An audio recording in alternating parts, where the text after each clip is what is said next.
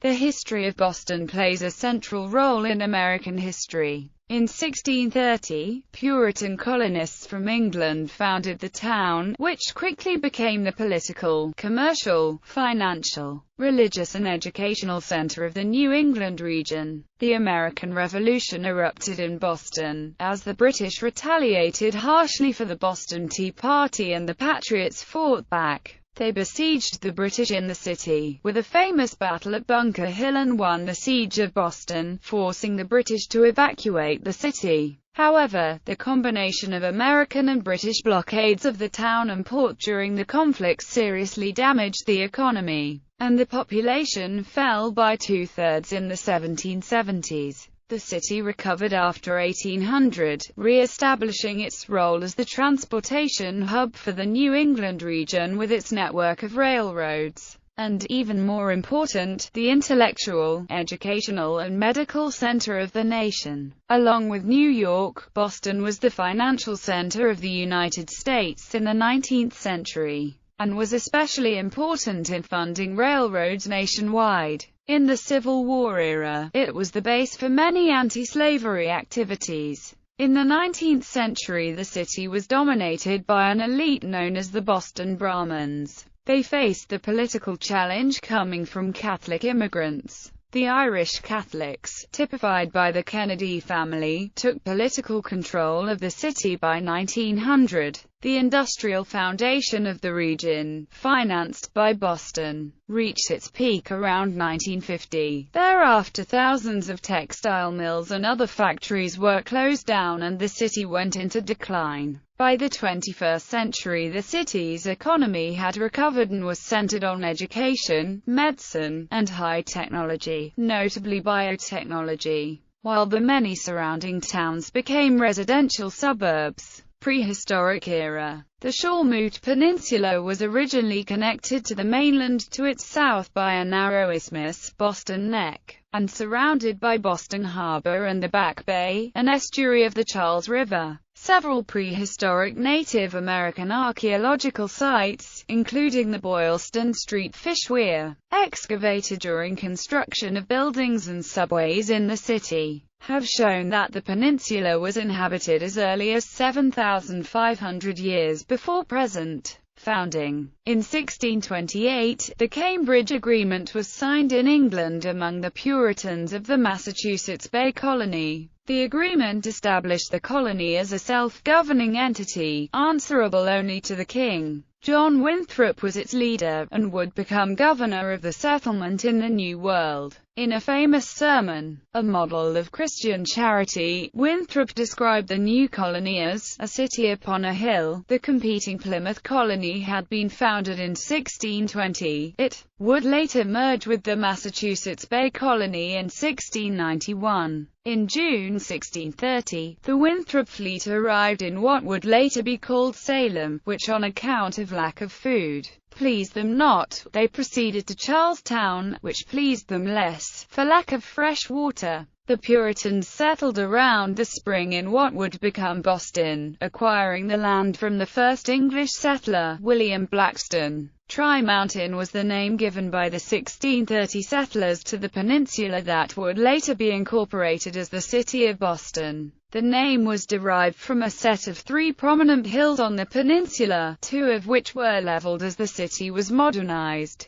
The middle one, Beacon Hill, shortened between 1807 and 1824, remains to this day as a prominent feature of the Boston cityscape. Tremont Street still carries an alternate form of the original name. The two smaller peaks were Cotton Hill and Mount Hold'em. Governor Winthrop announced the foundation of the town of Boston on September 7, 1630, with the place named after the town of Boston, in the English county of Lincolnshire, from which several prominent colonists emigrated. The name also derives from Saint Botolph, who was the patron saint of travelers. Colonial era. Early colonists believed that Boston was a community with a special covenant with God, as captured in Winthrop's city upon a hill metaphor. This influenced every facet of Boston life, and made it imperative that colonists legislate morality as well as enforce marriage, church attendance, education in the Word of God, and the persecution of sinners. These values molded an extremely stable and well-structured society in Boston. Puritan values of hard work, moral uprightness, and education remain a part of Boston's culture. One of the first schools in America, Boston Latin School, and the first college in America, Harvard College, were founded shortly after Boston's European settlement. Town officials in colonial Boston were chosen annually. Positions included selectman, assaymaster, culler of staves, fence viewer, hayward, hog-reeve, measurer of boards, pounder, sealer of leather, tithing man, viewer of bricks, water bailiff, and wood corder. Boston's Puritans looked askance at unorthodox religious ideas, and exiled or punished dissenters. During the antinomian controversy of 1636 to 1638, religious dissident leader Anne Hutchinson and Puritan clergyman John Wheelwright were both banished from the colony. Baptist minister Obadiah Holmes was imprisoned and publicly whipped in 1651 because of his religion, and Henry Dunster, the first president of Harvard College during the 1640s-50s, was persecuted for espousing Baptist beliefs. By 1679, Boston Baptists were bold enough to open their own meeting house, which was promptly closed by colonial authorities. Expansion and innovation in practice and worship characterized the early Baptists despite the restrictions on their religious liberty. On June 1, 1660, Mary Dyer was hanged on Boston Common for repeatedly defying a law banning Quakers from being in the colony. The Boston Post Road connected the city to New York and the major settlements in central and western Massachusetts. The lower route ran near present-day U.S. 1 via Providence, Rhode Island. The upper route, laid out in 1673, left via Boston Neck and followed present-day U.S. Route 20 until around Shrewsbury, Massachusetts. It continued through Worcester, Springfield, and New Haven, Connecticut. From 1686 until 1689, Massachusetts and surrounding colonies were united. This larger province, known as the Dominion of New England, was governed by Sir Edmund Andros, an appointee of King James II. Andros, who supported the Church of England in a largely Puritan city, grew increasingly unpopular. On April 18, 1689, he was overthrown due to a brief revolt. The Dominion was not re-established. Disasters in the 1700s. A particularly virulent sequence of 6 smallpox outbreaks took place from 1636 to 1698. In 1721–22, the most severe epidemic occurred, killing 844 people. Out of a population of 10,500, 5,889 caught the disease, 844 died, and at least 900 fled the city, thereby spreading the virus. Colonists tried to prevent the spread of smallpox by isolation. For the first time in America, inoculation was tried. It causes a mild form of the disease. Inoculation was itself very controversial because of the threat that the procedure itself could be fatal to 2% of those who were treated, or otherwise spread the disease. It was introduced by Zabdiel Boylston and Cotton Mather. In 1755, Boston endured the largest earthquake ever to hit the northeastern United States, called the Cape Ann earthquake. There was some damage to buildings, but no deaths. The first Great Fire of Boston destroyed 349 buildings on March 20, 1760. It was one of many significant fires fought by the Boston Fire Department. Boston in Rebellion, 1765–1775. Boston had taken an active role in the protests against the Stamp Act of 1765. Its merchants avoided the customs duties, which angered London officials and led to a crackdown on smuggling. Governor Thomas Pownall tried to be conciliatory, but his replacement, Governor Francis Bernard, was a hardliner who wanted to stamp out the opposition voices that were growing louder and louder in town meetings and pamphlets. Historian Pauline Mayer says that his letters to London greatly influenced officials there, but they distorted reality.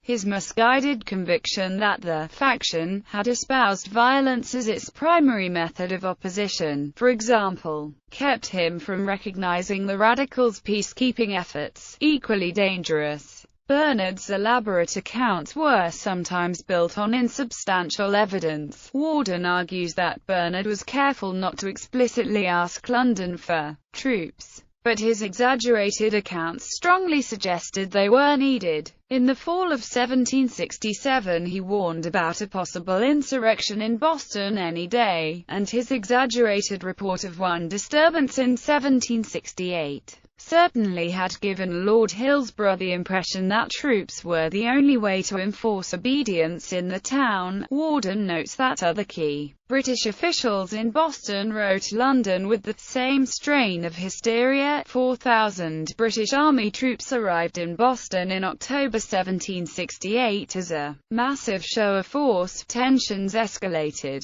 By the late 1760s, Americans focused on their rights as Englishmen, especially the principle of no taxation without representation, as articulated by John Roe, James Otis, Samuel Adams and other Boston firebrands. Boston played the primary role in sparking both the American Revolution and the ensuing American Revolutionary War. The Boston Massacre came on March 5, 1770, when British soldiers fired into unarmed demonstrators outside the British Custom House, resulting in the deaths of 5 civilians and dramatically escalating tensions. Parliament, meanwhile, insisted on its right to tax the Americans and finally came up with a small tax on tea. Up and down the 13 colonies, Americans prevented merchants from selling the tea, but a shipment arrived in Boston Harbor. On December 16, 1773, 30 to 60 local Sons of Liberty, disguised as Indians, dumped 342 chests of tea in the harbor in the Boston Tea Party. The Sons of Liberty decided to take action in order to defy Britain's new tax on tea. The other colonies rallied in solidarity behind Massachusetts, setting up the First Continental Congress, while arming and training militia units.